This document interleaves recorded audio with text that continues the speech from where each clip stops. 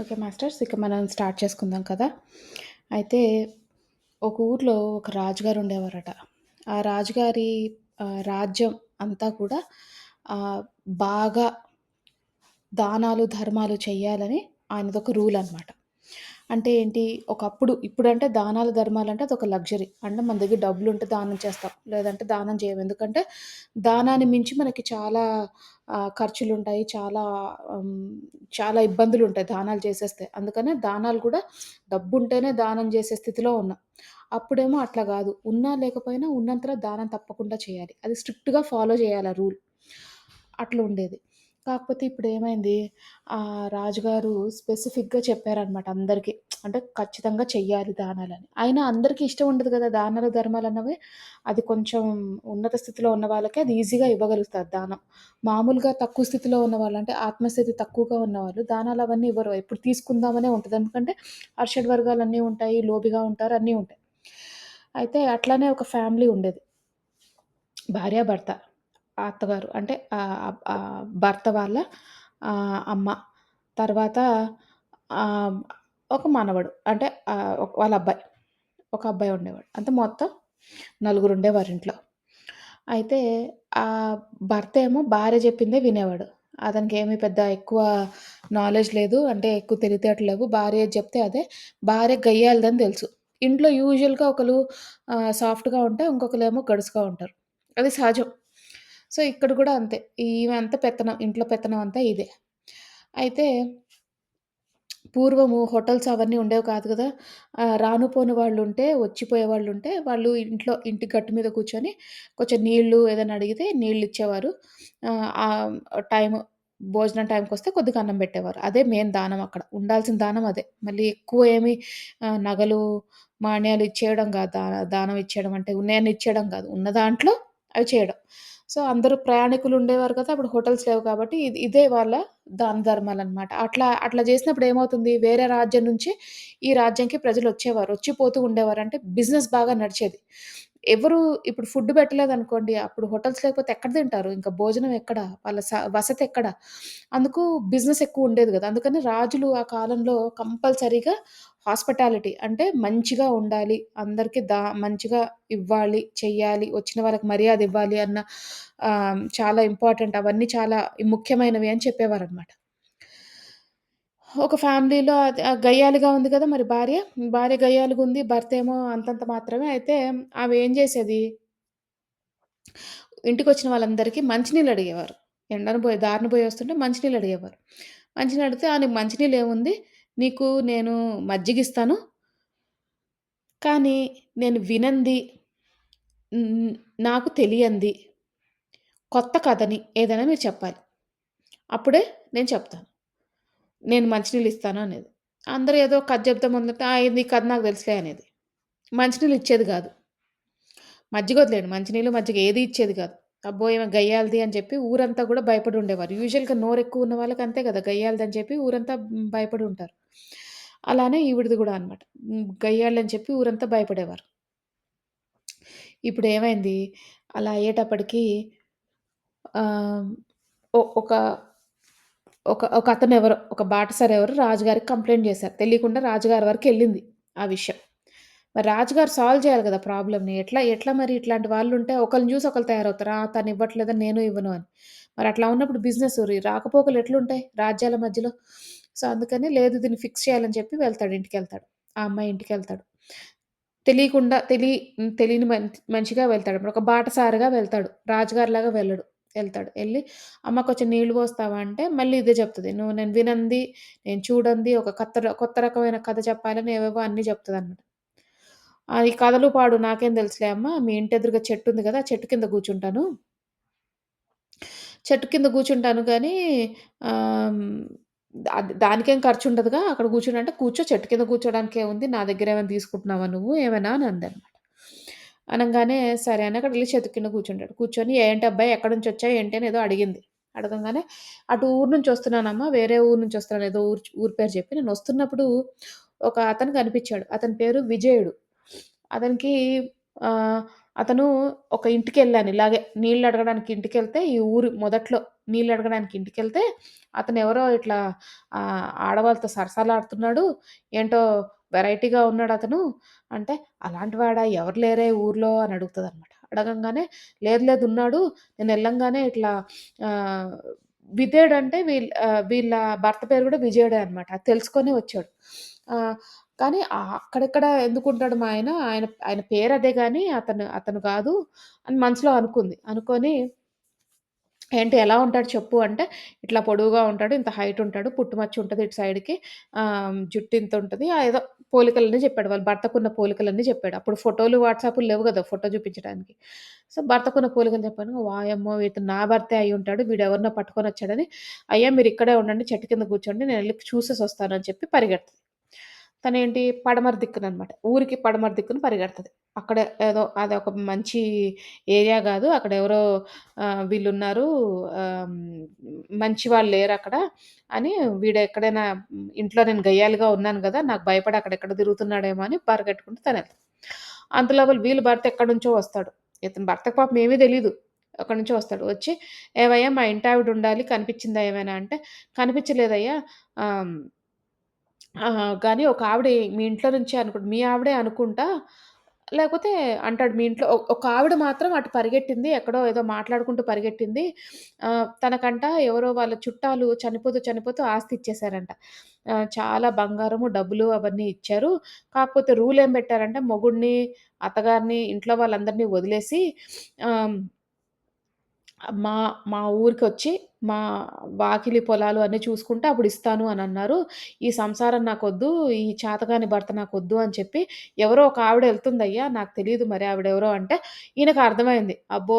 ఈ నా మా ఆవిడే ఇది గయ్యాళిది, ఇట్లానే వెళ్ళిపోతుందేమో అని చెప్పి, ఇతను అటుపక్కకు పరిగెట్టాడు.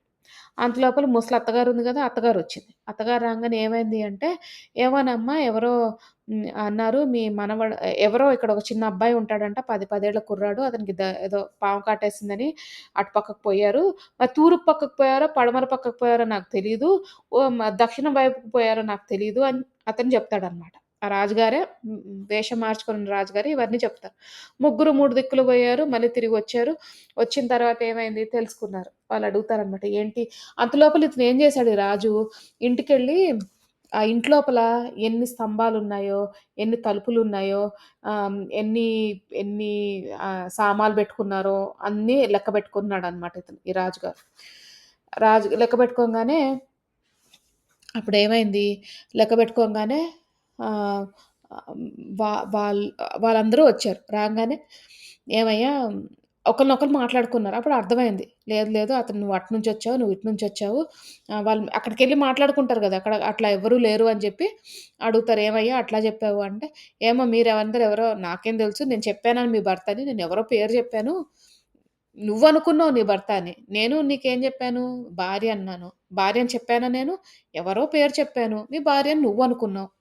అంతే గదా! నేను ఒక అబ్బాయి అన్నాను. మీ అబ్బాయి అని చెప్పానా? ఎవరో అబ్బాయి అన్నాను. నువ్వు మీ మనవడనుకున్నావు. బానే ఉందయ్యా. ఇదంతా ఎందుకు చేశావంటే, ఇవన్నీ ఎందుకు చేస్తాను నాకేం తెలీదు. మీరెవరో గూడా నాకు తెలీదు. ఈ ఇల్లు నాది అంటాడు. ఇల్లు నాదంటావేంటయ్యా? ఇది మా తరతరాలుగా వచ్చిన ఇల్లు. మేము ముగ్గురం ఇక్కడ ఉండేవాళ్ళం మా మనవడితో పాటు. మీరసలు ఎవరు? ఏంటి? ఎక్కడి నుంచొచ్చారు? చూడ్డానికి బాగున్నారు. డబ్బున్న వాళ్ళలాగా ఉన్నారు. మా ఇల్లు మీ ఇల్లు అంటారేంటి? అంటే లేదు లేదు ఇది మా ఇల్లే అనంగానే వీళ్ళు లబోదిబోమని ఏడుస్తారు. లేదండి ఇది మా ఇల్లు అట్లా న్యాయం గాదు. మీరిట్లా చేయకూడదు అని గ్రామ పెద్ద ఉంటారు కదా! పంచాయతీ పెద్దని తీసుకొస్తారంట. ఈ అమ్మాయి వీళ్ళ భార్య గయ్యాళిది గదా! ఎవ్వరికీ ఫ్రెండ్స్ ఉండేవారు గాదు. ఇతనేమో చేతగానోడు. భార్యని ఇంకా కొంచెం ఏదో చెప్పి మందలించి తప్పు నువ్వు చేసేది తప్పు అని చెప్పేవాడు గదా! ఆమేం చేస్తే అన్నట్టుగానే ఉండేవాడు. ఆ ఇల్లంతా ఒక తేడా ఇల్లులాగా ఉండేది. అత్తగారిష్టం ఉన్నట్టు అత్తగారుండేది. ఎవరికిష్టం ఉన్నట్టు వాళ్ళట్లా ఉండేవారు. సో, ఉండంగానే అందరికందరూ ఎవరికాళ్ళు య వాళ్ళ పనులు వాళ్ళు జేసుకుంటున్నారు కాబట్టి ఊర్లో పెద్ద స్నేహితులెవరు లేరు. ఎవరు తెలిసిన వాళ్ళు లేరు. స్నేహితులెవరు లేరు. లేకపోయేటప్పటికి ఇక అందరూ పంచాయతీ పెద్దొచ్చేటప్పటికి సాక్ష్యం ఎవరు జెప్తారు ఇది వీళ్ళిల్లే అని? ఎవరు దగ్గరికి కూడా రాలేదు. అయితే పంచాయతీ పెద్ద ఏమంటాడంటే, "సరే మీ ఇల్లు అంటున్నారు కదా! మీ ఇల్లంటే నీకేం ప్రూఫ్ ఉంది ఇల్లు నీది అని అనడానికి" అని రాజుగారిని అడుగుతారు. ఆ రాజుగారు బాటసారిగా ఉన్న రాజుగారిని అడుగుతారు. ప్రూఫే ఉండకపోవడం ఏంటి, ఈ ఇల్లు కట్టినప్పుడు మా తాతగారున్నారు. రోజు మా తాతగారు ఈ కథలు చెప్తారు. ఇందులో ఇన్ని స్తంభాలున్నాయి, ఇన్నున్నాయి, ఇన్ని తలుపులున్నాయి, ఇన్ని గోడలున్నాయి, 2 అల్మార్లున్నాయి. ఆ అల్మార్‌లో ఇటుపక్క ఒక కుండుంది. ఇవి అవి అన్నీ చెప్తున్నాడు. ఈళ్ళకి ఇంట్లో ఉంటారు. ఇంట్లో ఉంటే మనం ఎన్ని తలుపులు ఇప్పుడు గబుక్కున మన ఇంట్లో ఎన్ని తలుపులున్నాయంటే మనం చెప్పగలమా? గుర్తుండదు గదా! అతను లెక్క పెట్టుకొనొచ్చాడు, కౌంట్ చేసుకొనొచ్చాడు గాబట్టి ఆయనకు గుర్తుంది రాజుగారికి. వీళ్ళందరికి ఎట్లా గుర్తుంటది? గబాల్న తడబడ్డారనమాట. అయ్యో! ఎన్ని ఎన్ని తలుపులున్నాయని లెక్క పెట్టుకుంటున్నారప్పుడు. అప్పుడు ఆ గ్రామ పెద్ద అంటాడు, "ఎవరైతే ఇల్లు కట్టారన్నారో వాళ్ళకన్నీ తెలిసుండాలి. ఇంక సాక్ష్యం ఏముంటది నేను ఇంట్లో ఉండడానికి?" ఇప్పుడు ఆ రోజుల్లో ఎవరు పిక్చర్‌లు తీసుకునేవారు గాదు. ఇట్లా ఫోటోలు, రిమైండర్‌లొచ్చేవి గాదు. అట్లాంటివేమీ లెవ్వు గదా! సో, ఇతనిదే ఈ రాజుగారిదే ఇల్లు అని ఆ గ్రామ పంచాయతీ పెద్ద చెప్తాడనమాట. ఇక వీళ్ళు ఏడుపు మొదలెడతారు. బాబోయ్! ఏంటిది? ఎక్కడి నుంచొచ్చారో, ఏంటో మీరు మా ఇంటికొచ్చి మజ్జిగ అడగడం ఏంటి? నేనేమో కజ్జప్పమండం ఏంటి? ఇదంతా మీరు అని ఇల్లు తీసుకెళ్ళమంటే, ఇల్లు తీసేసుకుంటున్నారు మీరు. మేమింకెక్కడికెళ్తాము? మాకింకా ఎళ్ళడానికి కూడా చోటు లేదు. మాకు ఇల్లొకటే ఆధారం అని చెప్పి ఏడవగానే అప్పుడు చెప్తాడనమాట. చూడమ్మా, ఇప్పటిదాకా నీ నోరు మూయించేవాళ్ళు ఎవ్వరు రాలేదు. ఓకే. నేను ఈ ఈ ఈ రాజ్యానికి రాజుని. నేను చెప్పిందేంటి, మీరు చేసేదేంటి? పాటించమని చెప్తున్నాను ఈ తత్వాలన్నీ. అంటే ఏంటి ధర్మం పాటించండి, ఇంటికొచ్చిన వాళ్ళందరికీ మంచిగా చూసుకోండి, మంచి ఆహ్, ఆహ్, ద ద అదేంటి సహాయం చేయండి, ఉన్నంతలో చేయమని చెప్తే మీరు చేయట్లేదు. చేయనప్పుడు ఏం చేయాలి? మరి నేను లెసన్ నేర్పించాలి కదా! మరి శిక్షణ పొందాలి. అందుకని మీరు వినని కథే చెప్పానమ్మా. మీరన్నట్టుగానే వినని కథ. అసలు మీరు చూడండి అసలు వినను గూడా లేదు ఇట్లాంటి కథ. ఎవరు చెప్పను లేదు, ఎవరు వినలేదు. కొత్తదనం కథ చెప్పాను అని చెప్పారు. అయితే మనకి ధ్యానంతో ఏం సంబంధం అంటే, మనం గూడా మన పర్పస్ ఏంటి? మనం వచ్చిందెందుకు? శిక్షణ పొందడానికి, మంచి పనులు జేయడానికి. మనమేం జేస్తున్నాం, ఇటు దిక్కు ఒకళ్ళు బోతున్నాం, అటు దిక్కు ఒకళ్ళు బోతున్నాం. అంటే ఈ ఈ పనుల మీద అంటే మనకి కోరికలు, ఈ కోరికలని ఇటుపక్క మనసెటు లాగుతుంటే అటు బోతున్నాం. మనం వచ్చింది దేనికి? మనకి చెప్పి పంపించింది దేనికి? పైన ఈ ఆత్మ తీసుకున్నప్పుడు, ఈ స్థానం తీసుకున్నప్పుడు మనకు చెప్పిందేంటి? మీరు చక్కగా పని జేసుకోండి, ధర్మం జేసుకోండి, ధర్మ మార్గంలో ఉండండి, మంచి పనులు చేయండి, చెడ్డగా మాట్లాడకండి. ఈ ఈ అమ్మాయిలాగా ఉండొద్దు, గయ్యాళిగా ఉండొద్దు. మంచిగా అన్నీ చెప్పి మనకు పంపించారు. అంటే లెసన్స్ నేర్చుకోమని.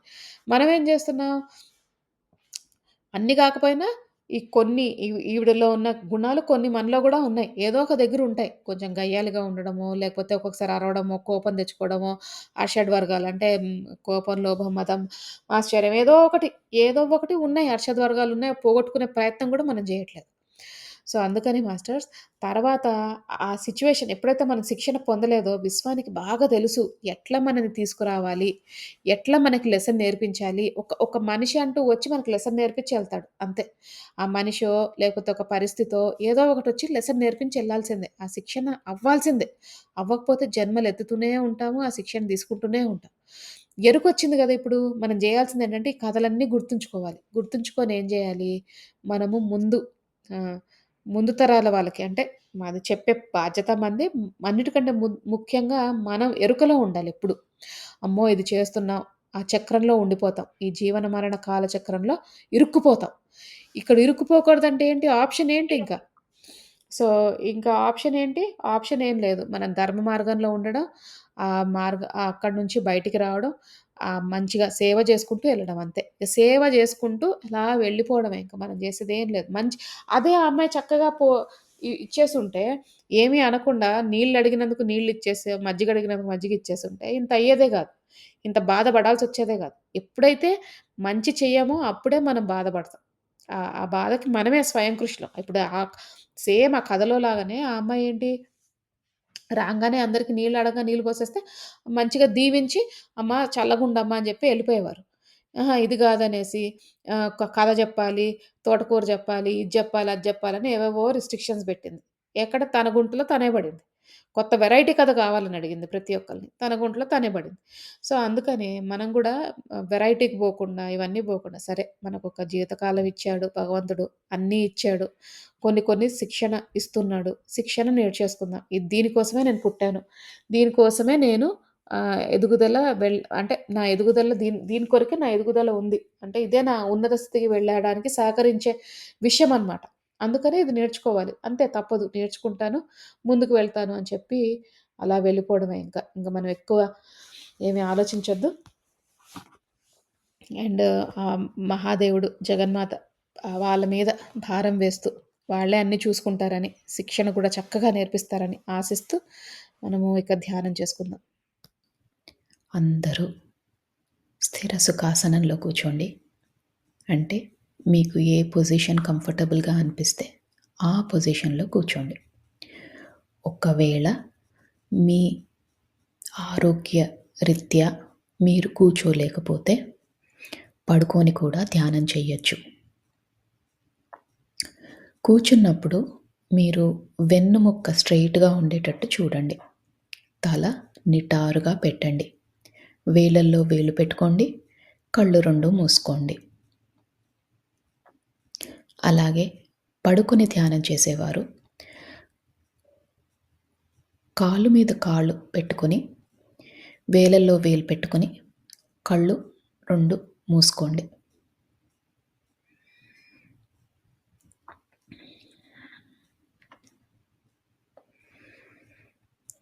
ఇప్పుడు మనము నిండు శ్వాసని తీసుకుందాం.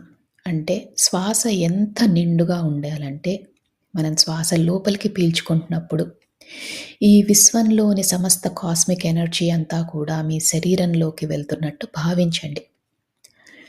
ఈ విశ్వంలో ఎంతో మంచి పాజిటివ్ ఎనర్జీ ఉంది. అదంతా కూడా మనం స్వీకరిస్తున్నాం. మన శరీరాన్ని, మన మనసుని ఓపెన్ చేసి పెట్టుకున్నాం. ప్రతి ఒక్క కాస్మిక్ ఎనర్జీ గానీ, పాజిటివ్ ఎనర్జీ గానీ రిసీవ్ చేసుకునే స్థితిలోకి వెళ్ళబోతున్నాం. అందుకని చక్కగా ఒక్క నిండైన శ్వాస తీసుకోండి.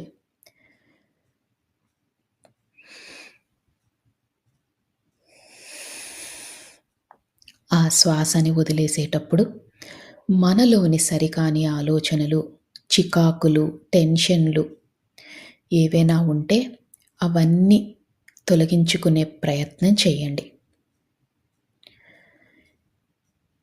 ఈ నిండైన శ్వాస తీసుకున్నప్పుడు మీ ఊపిరితిత్తులు నిండుగా అనిపిస్తాయి. అలాగే ఆ శ్వాసని వదిలేసేటప్పుడు చాలా తేలికైపోతాయి. దీన్ని గమనించండి. ఇలానే ఒక 5 సార్లు నిండైన శ్వాస తీసుకొని వదిలేసే ప్రయత్నం చేయండి.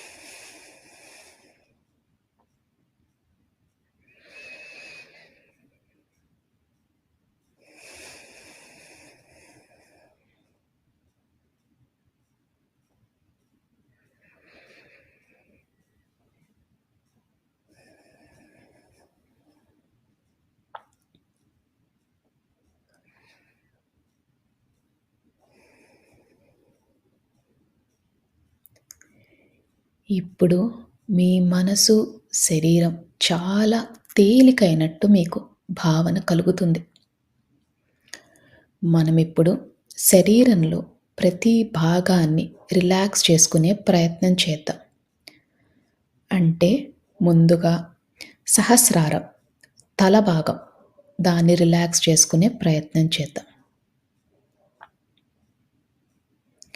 అలానే ముఖము, చెవులు, భుజాలు, చేతులు, చేతి వ్రేళ్ళు, పొట్ట, నడుము, కాళ్ళు, పాదాలు, కాలివ్రేళ్ళు అన్నిటినీ రిలాక్స్ చేసుకోండి.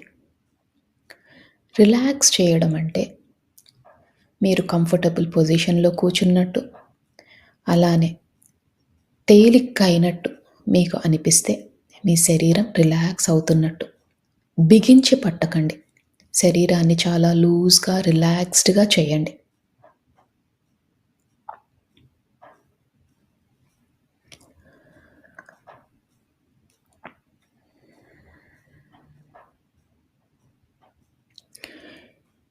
ఇప్పుడు మీ శరీరం అంతా రిలాక్స్ అయింది. మీ మనసు కూడా చాలా తేలిక అయింది. ఇక అతి ముఖ్యమైన విషయం, మీరు ఎలాంటి సమస్యతో బాధపడుతున్నా, ఎలాంటి స్థితిలో ఉన్నా, ఇదంతా తాత్కాలికమని మాత్రమే గుర్తించండి. ఎందుకంటే ఏ సమస్యకైనా ఒక సమాధానం ఉంటుంది. దాని దొరికే ప్రయత్నమే, దాన్ని కనుక్కునే ప్రయత్నమే ఈరోజు మనం చేసే ఈ ధ్యానం. అందుకని శరీరం అంతా రిలాక్స్ చేస్తున్నాం, మనసుని రిలాక్స్ చేస్తున్నాం. ఎలాంటి పరిస్థితులైనా కూడా ఒక అరగంట పాటు మనం అది పక్కన పెడుతున్నాం, అంటే దాన్ని మర్చిపోయే ప్రయత్నం చేస్తున్నాం. మరి ఇది మర్చిపోవాలంటే మనకి ఆ భగవంతుని శక్తి కావాలి. మీ ఇష్టదైవమైన ఎవరైనా మీ ఇష్టదైవం ఉంటే ఆ ఇష్టదైవాన్ని మనస్ఫూర్తిగా నమస్కరించుకోండి.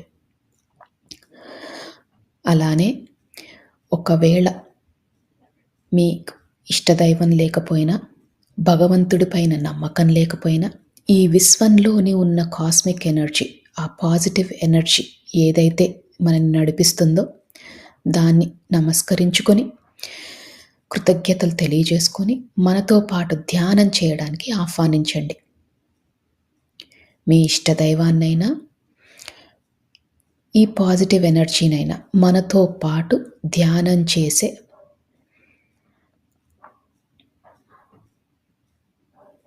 అవకాశాన్ని మనకి ఇవ్వమని మనస్ఫూర్తిగా ఆర్తితో చెప్పుకోండి.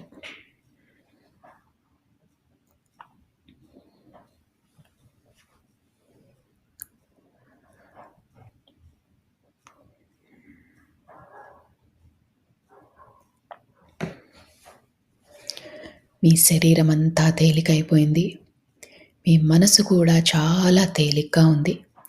ఇక మనం ధ్యాన లోతుల్లోకి వెళ్దాం.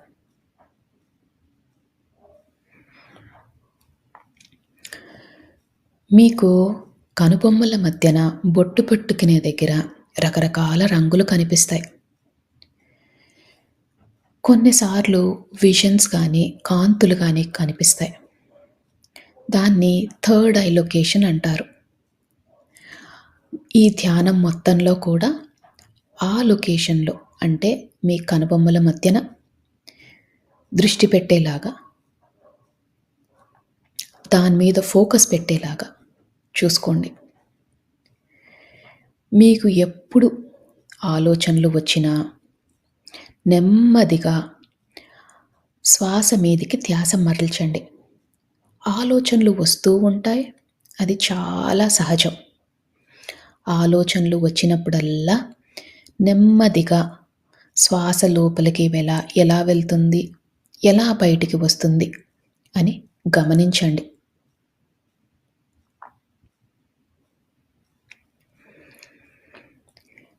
ఆలోచనలతో పోట్లాడొద్దు. నెమ్మదిగా శ్వాస మీదికి ధ్యాస మరల్చండి.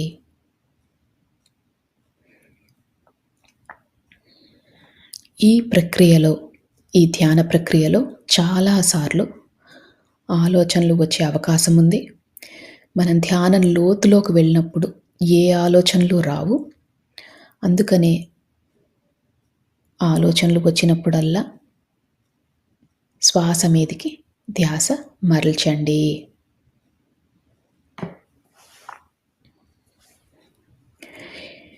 మనం ధ్యాన లోతుల్లోకి వెళ్ళబోతున్నాము. ఇక 3 సార్లు మళ్ళీ మంచి నిండైన శ్వాస తీసుకొని వదిలేయండి. శ్వాస తీసుకుంటున్నప్పుడు మీతో పాటు ఉన్న భగవంతుని శక్తి కూడా మీ దగ్గరికి వస్తున్నట్టు, అలానే ఈ విశ్వంలోని కాస్మిక్ ఎనర్జీ శక్తి అంతా కూడా మీ శరీరంలోకి వెళ్తున్నట్టు భావించండి. ఈసారి ఆ శక్తి రెండింతలయ్యింది. ఎంతో అద్భుతమైన ఈ శక్తిని మనం స్వీకరిస్తున్నాం. అందుకని శ్వాస లోపలికి వెళ్ళేటప్పుడు చక్కగా నిండుగా మీ ఊపిరితిత్తులన్నీ కూడా నిండుగా అయ్యేటట్టు భావించి ఆ శ్వాసని తీసుకొని మళ్ళీ వదిలేయండి. ఇలా 3 సార్లు చెయ్యండి.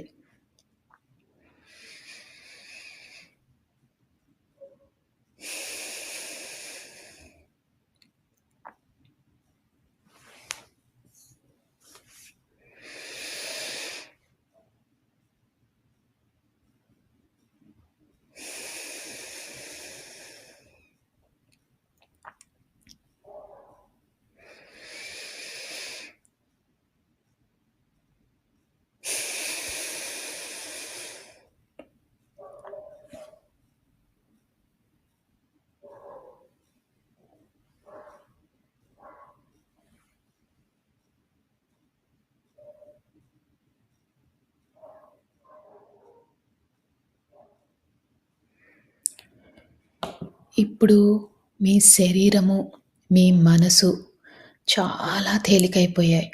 ఇంకా మీరు ధ్యాన లోతుల్లోకి వెళ్లారు. అంటే మీ పక్క జరిగేవి ఏమి వినిపించవు. నా మాటలు మాత్రమే వినిపిస్తున్నాయి.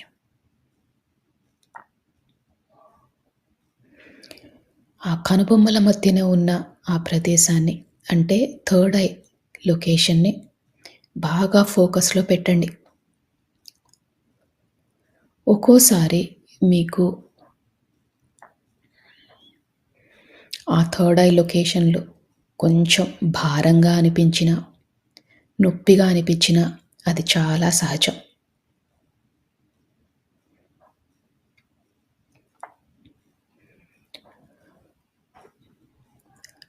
మన ఇష్టదైవంతో పాటు, ఈ విశ్వంతో పాటు మనము ఇంకా ధ్యాన లోతుల్లోకి వెళ్తున్నాం.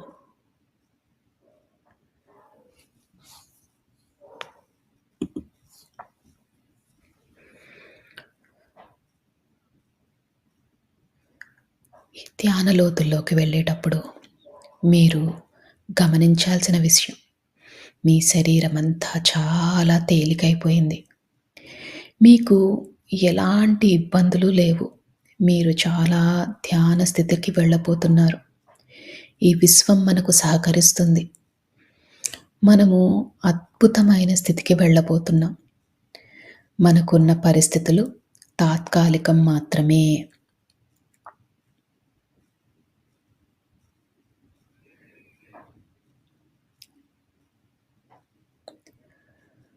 మనము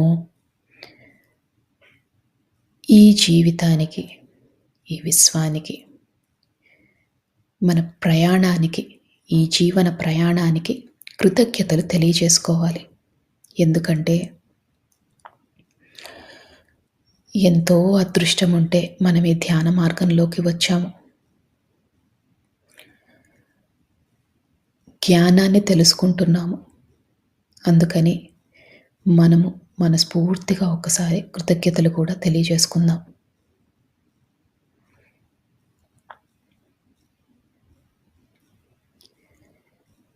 ఈ కృతజ్ఞతలు తెలియజేసినప్పుడు మీ శరీరం ఇంకా తేలికవుతుంది. ఎందుకంటే మీలోని సరికాని ఆలోచనలన్నీ తొలగిపోయాయి.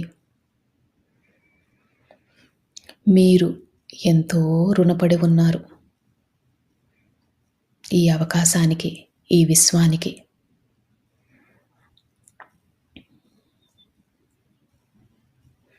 మనసుని బాగా తేలిక చేసుకోండి. అదే స్థితిలో ఉండండి.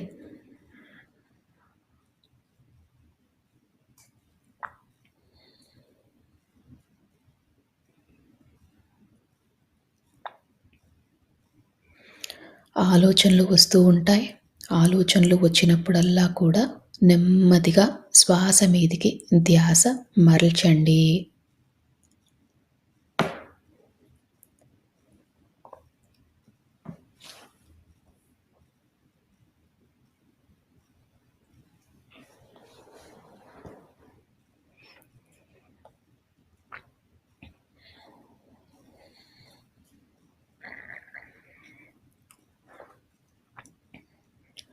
మనము మానవ జన్మ ఎత్తిందే కర్మలు తీర్చుకోవడాని కోసం.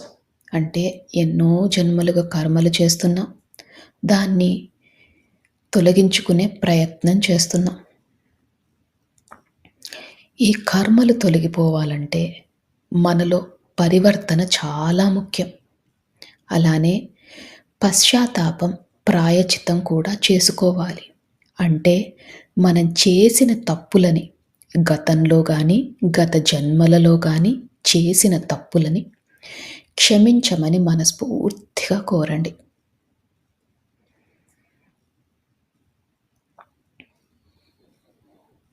అలానే పరివర్తనలో ఉంటాము అని సహాయం కావాల్సిన వాళ్ళకి సహాయం చేస్తామని మనస్ఫూర్తిగా సంకల్పం చేసుకోండి.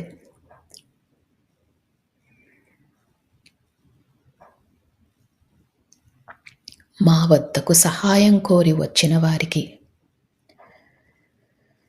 తప్పకుండా మాకు ఉన్నంతలో తోచినంత తప్పకుండా సహాయం చేస్తాము. మేము నేర్చుకుంటున్న ఈ ధ్యానాన్ని, జ్ఞానాన్ని పంచుతాము.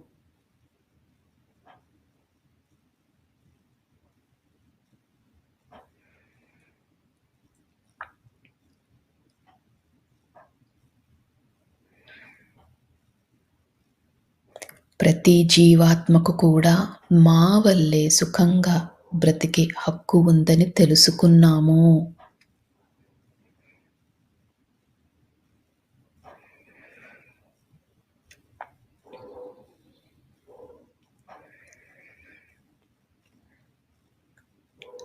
ఈ విశ్వానికి, ఈ భూమాతకు కావాల్సిన సహాయం చేస్తాము.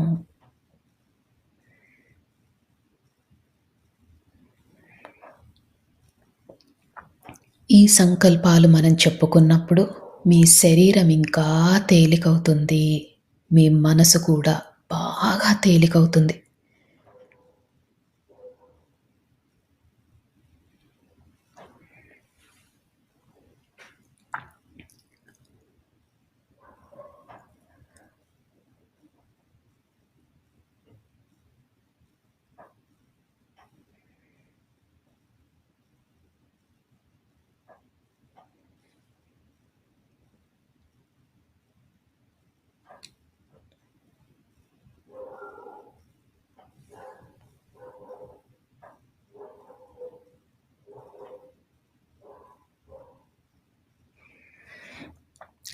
ఈ సంకల్పం చెప్పుకున్నప్పుడు మీ శరీరం చాలా తేలికైంది. ఇంకా లోతులోకి వెళ్ళే ప్రయత్నం చేయండి. మీ పక్కన ఏది జరుగుతున్నా మీకు పట్టించుకోవద్దు. నా మాటలు మాత్రమే మీకు వినిపిస్తున్నాయి. ఈ ధ్యాన లోతుల్లోకి మీరు వెళ్ళిపోయారు. ధ్యానంలో ఆ మహాదేవుడిని, ఆ పరమశివుడిని, ఆ జగన్మాతను, మీ ఇష్టదైవాన్ని, అలానే మీకు ఈ విశ్వం నుంచి కావాల్సిన సహకారం దొరకాలని మనస్ఫూర్తిగా కోరండి. ఇప్పుడు విశ్వంలోని సమస్త కాస్మిక్ ఎనర్జీ అంతా కూడా కాంతుల రూపంలో మన శరీరంలోకి వెళ్తున్నట్టు భావించండి. అద్భుతమైన కాంతులు, ఎటు చూసినా కాంతులే. ఈ కాంతులే మనకు సర్వం, ఈ కాంతులే మనకు దైవం, ఈ కాంతులే మనకు ఆరోగ్యం.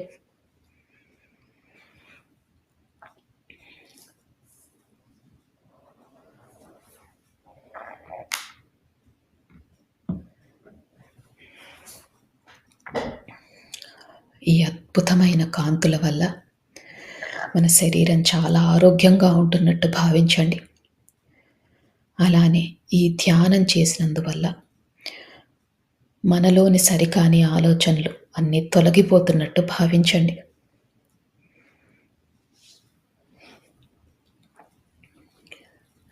ఈ రోజు నుంచి మన కుటుంబ కలహాలన్నీ తొలగిపోతాయి.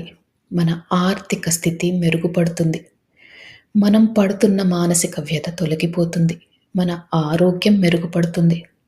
అద్భుతమైన కాంతులు, ఎటు చూసినా కాంతులే.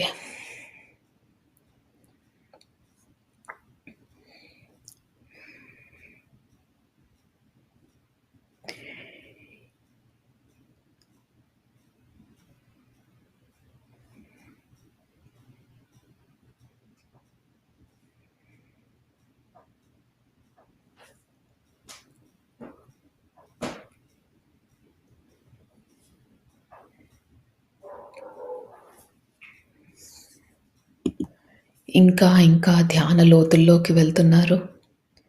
అద్భుతమైన స్థితి. శరీరము, మనసు అన్నీ తేలికైపోయాయి.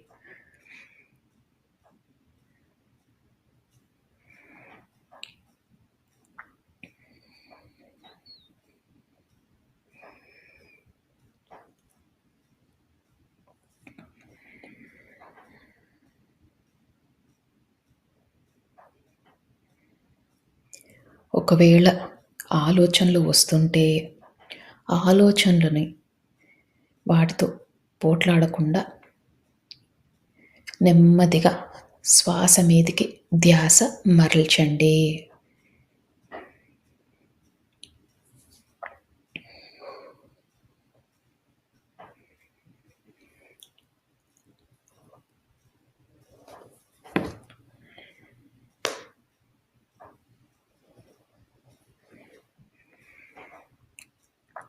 ఇంకా ఇంకా ధ్యాన లోతుల్లోకి వెళ్తున్నారు.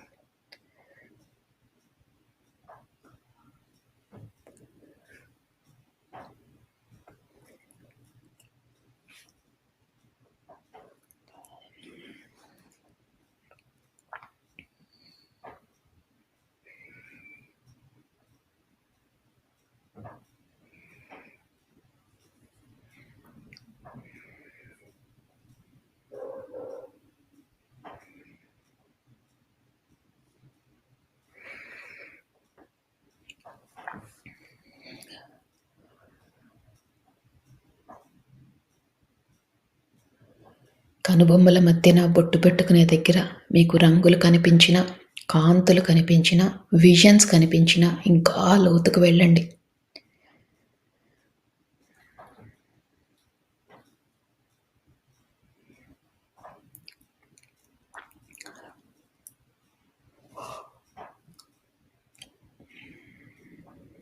అద్భుతమైన ధ్యాన స్థితిలో ఉన్నారు. సంకల్పాలు చెప్పుకున్నాం. పశ్చాత్తాపంలో ఉంటామని, ప్రాయశ్చిత్తం చేసుకుంటామని, పరివర్తనలో ఉంటామని మనము విశ్వానికి మాట ఇచ్చాం.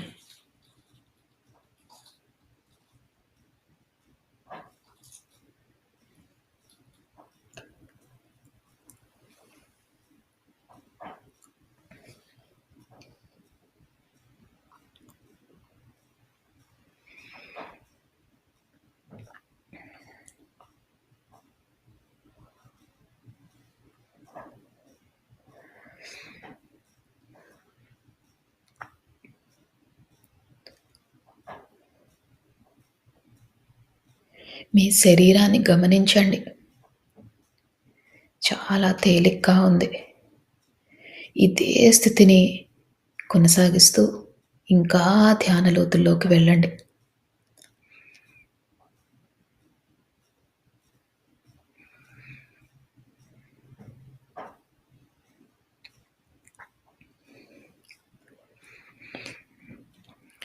ఇప్పుడు మీరు ఈ జన్మలో ఎవరినైనా మీరు బాధ పెట్టి ఉంటే మనస్ఫూర్తిగా వాళ్ళకి క్షమాపణలు తెలియజేసుకోండి. అజ్ఞానంతో, అహంకారంతో వాళ్ళని బాధ పెట్టాము అని మనస్ఫూర్తిగా వాళ్ళని క్షమించమని కోరండి.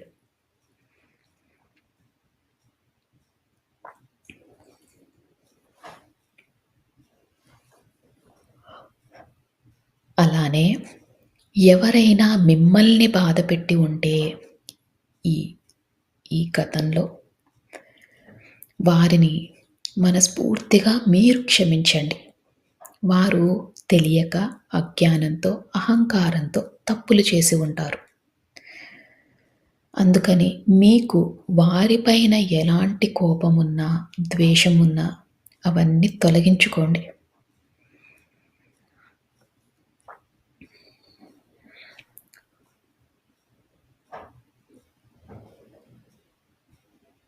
ఇలా చేసినప్పుడు మన మనసు శూన్యమవుతుంది. మనసు శూన్యమైనప్పుడే ఈ విశ్వంతో అనుసంధానం అవ్వగలం. మీ ఇష్టదైవంతో అనుసంధానం అవ్వగలం. అందుకని ఎవరిపైనైనా కోపం గానీ, ద్వేషం గానీ ఉంటే అవన్నీ తొలగించుకోండి.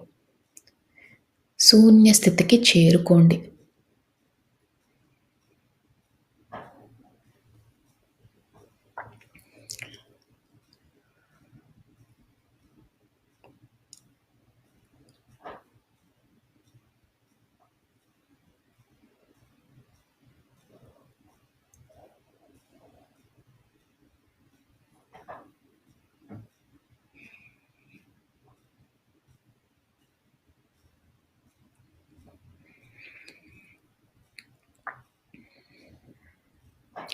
ఎప్పుడైతే మనం క్షమాపణ కోరామో, మనని బాధపెట్టిన వారిని క్షమించామో, మన మనసు శూన్య స్థితికి చేరుకుంది. మీరు ఇంకా ధ్యాన లోతుల్లోకి వెళ్తున్నారు.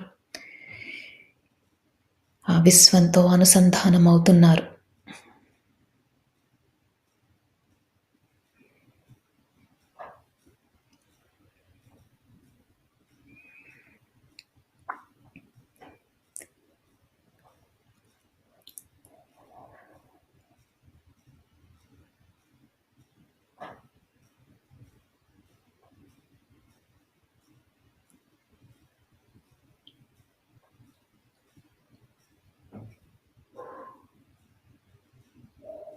ఇదే స్థితిని కొనసాగిస్తూ మీరు ఇంకా ధ్యాన లోతుల్లోకి వెళ్ళండి.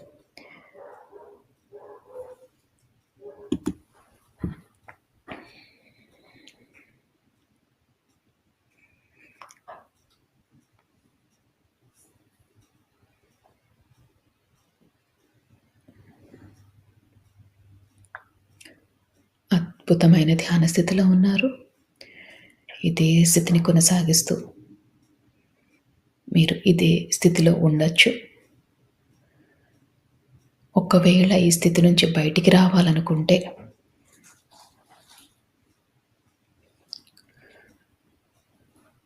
మీ శరీరాన్ని కొద్దిగా కదపండి. నెమ్మదిగా మీ ధ్యాన స్థితిలో నుంచి బయటికి రండి. చేతులు రెండు విడదీయండి. కళ్ళ మీద పెట్టుకోండి.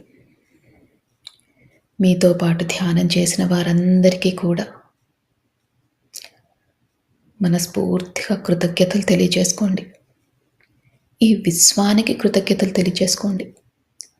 మీ ఇష్టదైవానికి కృతజ్ఞతలు తెలియజేసుకోండి. మీ మాస్టర్స్కి కృతజ్ఞతలు తెలియజేసుకోండి. ఇంత మంచి జీవితాన్ని ధ్యానం చేసుకునే అవకాశాన్ని ఇచ్చినందుకు మనస్ఫూర్తిగా ధన్యవాదాలు తెలియజేసుకుంటూ, అలానే తెలియక చేసిన తప్పులు ఏవైనా ఉంటే క్షమించమని కోరుతూ, మీరు ధ్యాన లోతుల్లో నుంచి బయటికి రావచ్చు.